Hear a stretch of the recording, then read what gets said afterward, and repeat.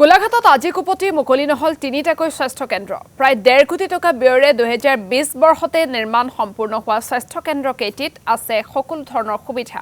ৰঙামাটি মিছামৰা আৰু নেঘেৰিটিঙত স্থাপন কৰা হৈছিল স্বাস্থ্য কেন্দ্ৰ কেইটা চাহ বাগিচা অঞ্চলৰ ৰাজ্যৰ সুবিধাৰ বাবে নিৰ্মাণ কৰা স্বাস্থ্য কেন্দ্ৰ কেইটা মুকলি নকৰাক লৈ ক্ষুভিত আটছাকে ধৰি স্থানীয় ৰাইজ হাবি জংঘলেৰে ভৰি জহি খুহি যাবলৈ আৰম্ভ কৰিছে স্বাস্থ্য কেন্দ্ৰ কেইটা ফুলদানিত পৰিণত হোৱা স্বাস্থ্য কেন্দ্ৰ কেইটা অতি শীঘ্ৰেই মুকলিৰ দাবী জনাইছে আটছাই আৰু এই সন্দৰ্ভত এক প্ৰতিবেদন আগবঢ়াইছো মৃদুস্মন্ত বৰুৱাৰ কোটিটকীয়া ব্যয় সাপেক্ষে নিৰ্মাণ হোৱা ৰঙামাটি স্বাস্থ্য কেন্দ্ৰ আজি কুপতি মুকলি নহল আৰু যিটো বিয়াগুণ স্বাস্থ্য বিভাগ আছে চৰকাৰী ধনৰ এতিয়া ব্যাপক হ্ৰাস পাতিছে আৰু এই মুহূৰ্তত ৰঙামাটিৰ পৰা পৰিৱেশটো দেখুৱাম ৰঙামাটি 27 ৰাষ্ট্ৰীয় ঘাইপথ এইখন যিখন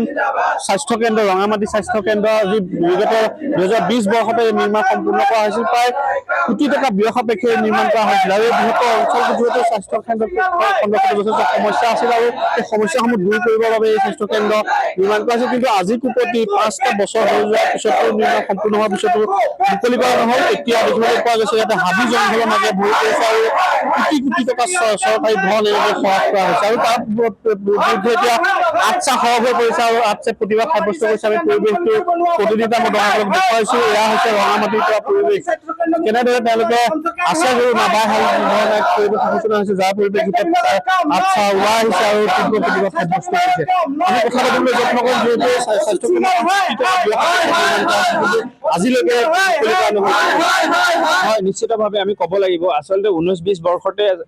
কোটি টকা চৰকাৰী ৰাজকোষেৰে তেওঁলোকে যি এই স্বাস্থ্য কেন্দ্ৰ নিৰ্মাণ কৰিলে কিন্তু আজি আপোনালোকে দেখি পাব আচলতে আমাক দুখ লগা বিষয় যে অসম চৰকাৰে ইমান তেওঁলোকে ৰাজকোষৰ ধন অপচয় কৰি আচলতে হস্পিটেলসমূহ নিৰ্মাণ কৰাৰ পিছত তেওঁলোকে আচলতে চিকিৎসক নাৰ্ছ তেওঁলোকে আচলতে প্ৰদান কৰাত কিন্তু ব্যৰ্থ হৈছে আচলতে ইয়াৰ পৰা কি বুজা গ'ল আচলতে তেওঁলোকে কেৱল মাত্ৰ চমক সৃষ্টি কৰিবৰ কাৰণে ৰাজকোষৰ ধন তেওঁলোকে আচলতে খৰচ কৰি তেওঁলোকে কেৱল মাত্ৰ ভোটৰ অংক স্বাৰ্থৰ কাৰণে আচলতে এই চাহ বাগিচাসমূহত তেওঁলোকে হস্পিটেল নিৰ্মাণ কৰিলে আমি ধিক্কাৰ জনাইছো আমি অশোক সিংহল ডাঙৰীয়া আচলতে স্বাস্থ্য মন্ত্ৰী আমি ধিক্কাৰ জনাইছো আমাৰ বিধায়ক অতুল বৰা ডাঙৰীয়াক আচলতে তেওঁৰ সমষ্টিতে আচলতে কোটি টকা বাজেটেৰে তেওঁলোকে যি হস্পিটেল নিৰ্মাণ কৰিলে তেওঁলোকে আচলতে মুকলি কৰাত কিন্তু ব্যৰ্থ হৈছে আৰু ইয়াৰ পৰা আমি তেওঁলোকক সকিয়াই দিছো আগন্তুক যি আপোনাৰ বিধানসভা নিৰ্বাচন আহি আছে তাৰ আগতে যদি তেওঁলোকে আচলতে এই চিকিৎসালয়সমূহত তেওঁলোকে আচলতে যদি ডক্টৰ আৰু নাৰ্ছ তেওঁলোকে ব্যৱস্থা কৰিব নোৱাৰে তেওঁলোকে আচলতে এই চৰকাৰখনত তেওঁলোকৰ থকাৰ আচলতে যোগ্যতা নাই বুলিয়ে ভাবো আমি আচলতে শ্ৰমিকৰ যিখিনি তেওঁলোকে সমস্যা আচলতে আমাৰ যদি কিবা কাৰণত যদি কোনোবা এটা শ্ৰমিকে যদি ডাঙৰ এটা জটিল ৰোগত আক্ৰান্ত হ'ব লগা হয় আমি আচলতে ইয়াৰ পৰা যোৰহাট ঢপলিয়াব লগা হ'ল ইয়াৰ পৰা কি বুজা গ'ল আচলতে কিহৰ কাৰণে আপোনালোকে কোটি টকা বাজেটেৰে আচলতে এইখিনি চিকিৎসালয় আপোনালোকে নিৰ্মাণ কৰিছে ইয়াৰ উদ্দেশ্য আপোনালোকৰ কেৱল মাত্ৰ ভোট বেংকৰ স্বাৰ্থত আপোনালোকে ৰাজকোষৰ ধন অপচয় কৰি আচলতে চমক সৃষ্টি কৰিবৰ কাৰণে আচলতে আপোনালোকে হস্পিটেলসমূহ নিৰ্মাণ কৰিছে কি ক'ব যে ফুলদানিলৈ পৰ্যবেক্ষিত হৈছে আৰু ইয়াত কোটি টকা এতিয়া খৰাদ হৈছে আৰু হাবি জংঘলে ভৰি পৰিছে এতিয়া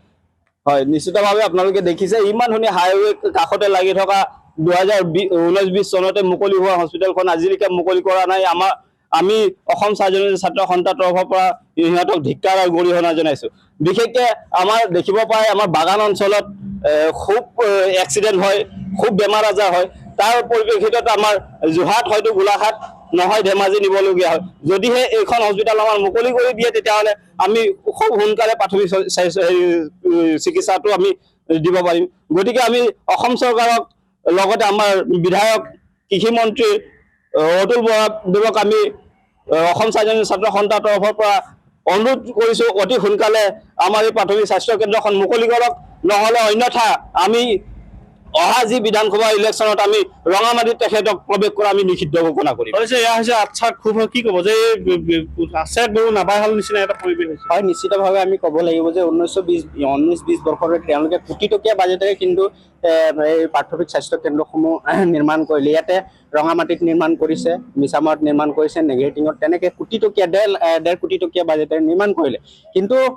কথা হ'ল কি তেওঁলোকে কেৱল মাত্ৰ এই চাহ বাগিচা অঞ্চলবিলাকত তেখেতসকলে কিন্তু এটা চমক সৃষ্টি কৰিবৰ কাৰণে তেওঁলোকে কিন্তু আমাৰ ধাৰণা হৈছে তেওঁলোকে কিন্তু আমাৰ মানুহবিলাক এটা ভোট বেংকৰ স্বাৰ্থত তেওঁলোকে ব্যৱহাৰ কৰাৰ ক্ষেত্ৰত কেৱল মাত্ৰ আমাৰ মানুহবিলাকক চমক সৃষ্টি কৰিবৰ কাৰণে এই আধাৰশিলাসমূহ স্থাপন কৰিলে তেওঁলোকৰ কিন্তু এই প্ৰাথমিক স্বাস্থ্য কেন্দ্ৰসমূহ মুকলি কৰাৰ এই বাগান অঞ্চলবিলাকৰ তেওঁলোকৰ কিন্তু সদিচ্ছা নাই আমি গম পাইছোঁ তেখেতসকলে কিন্তু এই চাহ শ্ৰমিকবিলাকৰ যিবিলাক মৌলিক সমস্যা আছে তেখেতসকলৰ সেইবিলাকতো আমি ক'বই নাযাওঁ আৰু যিবিলাক ডাঙৰ ডাঙৰ সমস্যা আছে যেনেকৈ জনজাতিকৰণৰ কথাই আমি কৈ থাকোঁ আৰু এইফালে ম্যাদী পট্টাৰ কথা তেনেকৈ ধৰণে আমাৰ সমস্যাবোৰ কিন্তু সেইবিলাকৰ কথাটো বাদেই দিছোঁ কিন্তু আমাৰ যিবিলাক প্ৰাইমেৰী সমস্যা আছে তেখেতসকলে এই কথাবোৰত গুৰুত্ব নিদিয়ে কিন্তু আমি সেই স্বাস্থ্য বিভাগক ধিক্কাৰ জনাইছোঁ ইয়াৰ পৰা আমি ৰঙামাটিৰ পৰা তেখেতসকলৰ যদি তেখেতসকলৰ হঠাতে যদি এই চাহ জনগোষ্ঠীৰ ওপৰত সদিচ্ছা আছে তেখেতসকলৰ কাম কৰে তেখেতসকলে আমাৰ ৰঙামাটি স্বাস্থ্য কেন্দ্ৰখন মুকলি কৰিব লাগিব নেগেটিং স্বাস্থ্য কেন্দ্ৰখন মুকলি কৰিব লাগিব মিছামৰা স্বাস্থ্য কেন্দ্ৰখন মুকলি কৰিব লাগিব অনাগত দিনত তেখেতসকলৰ কিন্তু বিপদৰ সন্মুখীন হ'ব কিয়নো ৰঙামাটিৰ ৰাইজে নেগেটিং ৰাইজে কিন্তু তেখেতসকলক কিন্তু ভোট বৰ্জন কৰাৰ এটা হয় মৃদুস্মন্ত বৰুৱা আপোনাক এই মুহূৰ্তত ধন্যবাদ জ্ঞাপন কৰিছোঁ